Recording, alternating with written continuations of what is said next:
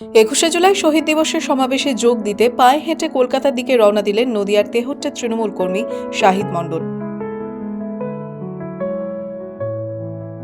গত 14 জুলাই সোমবার বিকেল 3টে নাগাদ তরুণীপুর বাজার থেকে শুরু হয় তার যাত্রা। নদিয়ার তেহট্ট থেকে ধর্মতলা প্রায় 170 কিলোমিটার দূরত্ব। প্রতিদিন গড়ে 25 কিলোমিটার পথ হাঁটবেন বলে পরিকল্পনা করেছেন তিনি, যাতে 21শে জুলাই সকালে সমাবেশস্থলে পৌঁছানো যায়। শাহিদ পেশায় একজন গৃহশিক্ষক, বাড়ি নদিয়ার তেহট্ট থানার তরুণীপুর গ্রামে। বরাবর মমতা বন্দ্যোপাধ্যায়ের প্রতি তার গভীর শ্রদ্ধা। বহুদিনের ইচ্ছে ছিল একবার অন্তত হেঁটে শহীদ দিবসে অংশগ্রহণ করা। সেই ইচ্ছেকেই বাস্তবে রূপ দিতে পথে নামলেন এবার। নিজের শরীর নিয়ে একটু চিন্তা ছিল, কিন্তু সেটাকেও জয় করেছেন। যাত্রা শুরুর আগে শাহিদকে মিষ্টিমুখ করালেন তৃণমূল নেত্রী রিক্তা কুণ্ডু।